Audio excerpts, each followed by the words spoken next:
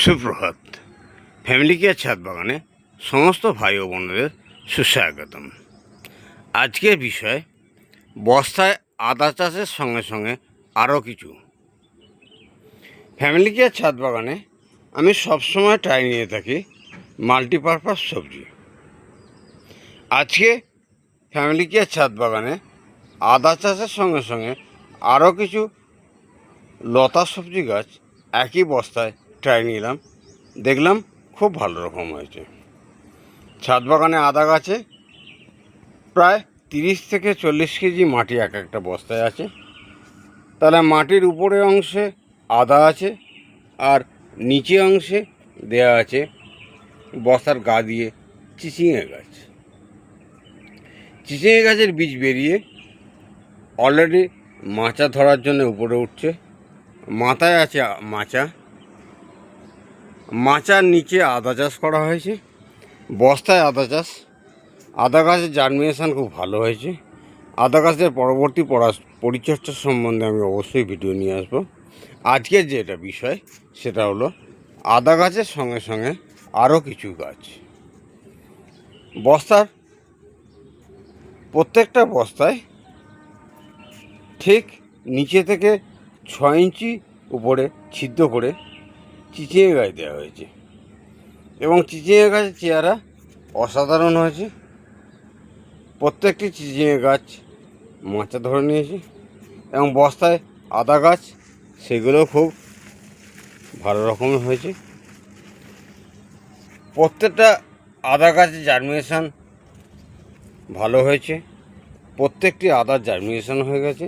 এক একটি বস্তায় 3টি করে আদা দেওয়া ছিল, প্রত্যেকটি আদার জার্মিনেশান হয়ে গেছে এবং প্রত্যেকটি আদার জার্মিনেশানের সঙ্গে সঙ্গে আদার বস্তার নিচের দিকে চিচিঙে গাছ দেওয়া হয়েছে, যেটি মাচায় উঠছে।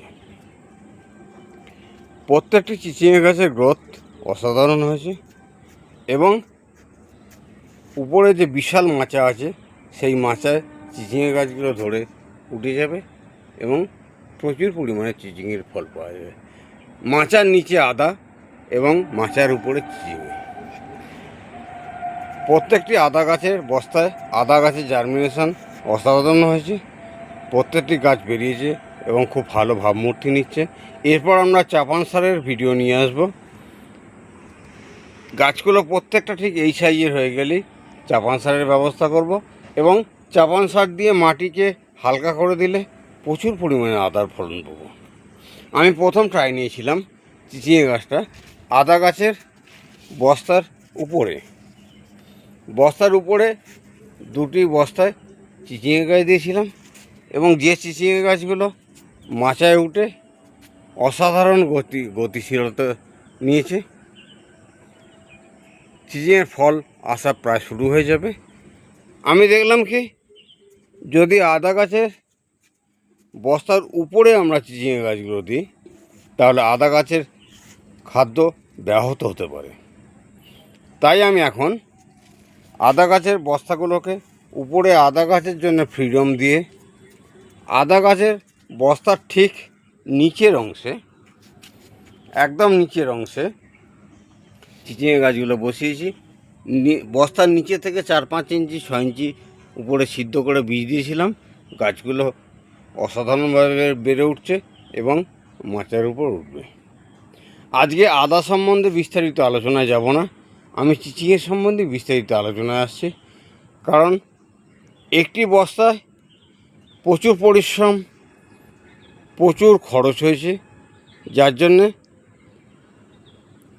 একই বস্তায় আদার সঙ্গে সঙ্গে আমি চিচিঙে গাছ বসানোর পদ্ধতি নিলাম এবং বাকি যে বস্তাগুলো আছে ওখানেও আমি ঝিঙে গাছের ব্যবস্থা করব।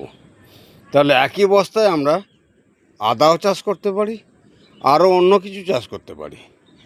অবশ্যই যদি লতা গাছটা দিয়ে দেওয়া হয়, আর যেহেতু ছায়াযুক্ত স্থানে আদা হয় সেহেতু মাচার নিচে আদা গাছগুলো বসানো হয়েছে এবং খুব ভালো গ্রোথ আসছে।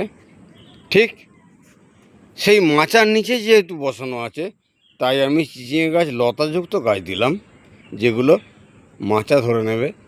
মাচা ধরে নিলে গাছগুলো মাচার উপরে গিয়ে প্রচুর পরিমাণে ফল দেবে এবং মাচার নিচেও আদা গাছগুলো প্রচুর পরিমাণে ফল দেবে। আজকে আমি মাল্টিপারপাস সবজি সম্বন্ধে আলোচনা করতে গিয়ে আদার বস্তাতে চিচিঙে গাছ বসিয়ে যে ব্যাপক সাফল্য পেতে চলেছি। আশা করি এই এক্সপেরিমেন্টটা এবং এই প্রতিবেদনটা প্রত্যেকটা ভাই বোনেদের খুব ভালো লাগবে। সকলে ট্রাই নিতে পারেন, তবে হ্যাঁ, খেয়াল রাখবেন বস্তায় যেন মাটি পর্যাপ্ত থাকে, একটা গাছের জন্য আর একটা গাছের জন্য কোনো ক্ষতিগ্রস্ত না হয়, এটা খেয়াল রাখতে হবে। আমি চিচিঙে গাছগুলো নিচের দিকে দিয়েছি, নিচের দিকে প্রায় যে মাটিটি আছে সেই মাটিটি চিচিঙে গাছ ব্যবহার করবে, আর উপরের দিকে মাটিগুলোতে আদা ব্যবহার করবে, যাতে করে চিচিঙে গাছের শিকড় গিয়ে আদা এফেক্ট না করে তার ব্যবস্থা করা আছে। যার আজকের প্রতিবেদনটা যদি ভালো লাগে অবশ্যই যারা এখনও সাবস্ক্রাইব করেননি সাবস্ক্রাইব করে রাখবেন এবং একটি লাইক দিলে আরও নিত্য নতুন ভিডিও আমি প্রচার করতে উৎসাহিত হব এবং কমেন্ট করতে ভুলবেন না, কারণ প্রত্যেকটা কমেন্ট অভিজ্ঞতা সঞ্চয় করে। এই রকম একটি ছাদ বাগান প্রস্তুত করতে যদি সকলের ইচ্ছা হয়, প্রত্যেকটি গাছের অসাধারণ ফল এবং প্রত্যেকটি গাছই খুব ক্ষমতাশালী সবুজ। যদি মনে করেন এরকম একটা ছাদ বাগান খুবই প্রয়োজন, তাহলে অবশ্যই ভাই বন্ধুদের মধ্যে শেয়ার করবেন, কারণ আমি চাই প্রত্যেকটি ছাদে একটি করে এরকম সবুজ বাগান হোক, যে সবুজ বাগানের মধ্যে প্রচুর অক্সিজেনের সরবরাহ হবে এবং অক্সিজেনের ব্যালেন্স সামাজিকভাবে বজায় থাকবে। বিভিন্ন শাকসবজির সঙ্গে আদা চাষ এবং চিচিঙে চাষ একই বস্তায় কীভাবে হয় সেই সম্বন্ধেই আজকের প্রতিবেদন ছিল। যাক, আমি আর আজকের প্রতিবেদন বিশেষ দীর্ঘায়িত করব না। পরবর্তী প্রতিবেদন আমি আদা চাষের পরবর্তী পরিচর্যা, যেটা মাটি দেওয়া, চাপান সার দেওয়া, সেই সম্বন্ধে বিস্তারিত আলোচনা করব। আজকে প্রত্যেককে পুনরায় নমস্কার জানিয়ে এবং প্রত্যেকের সুস্থতা কামনা করে, ঈশ্বরের কাছে প্রত্যেকের সুস্থতা কামনা করে, এবং যাতে করে আগামী দিন আবার একটি নতুন ভিডিওয়ে আমি আপনাদের সাথে সামনে হাজির হতে পারি সেই আশা রেখে, এবং প্রত্যেকটা ব্যক্তি প্রত্যেকটা ছাদে একটি করে বাগান হবে, একটি গাছ একটি প্রাণ, এই স্লোগানে বিশ্বাস করে আমি ছাদ বাগান তৈরি করেছিলাম। যদি এই স্লোগানে বিশ্বাস করে আমরা সকলে নিজের ছাদে একটি বাগান করতে পারি, সামাজিকভাবে যথেষ্ট উপকৃত হব আমরা, এই আশা রেখে, প্রত্যেকের ছাদে বাগান হবে এই আশা রেখে আমি আজকের ভিডিও এখানেই সমাপ্ত করলাম। নমস্কার।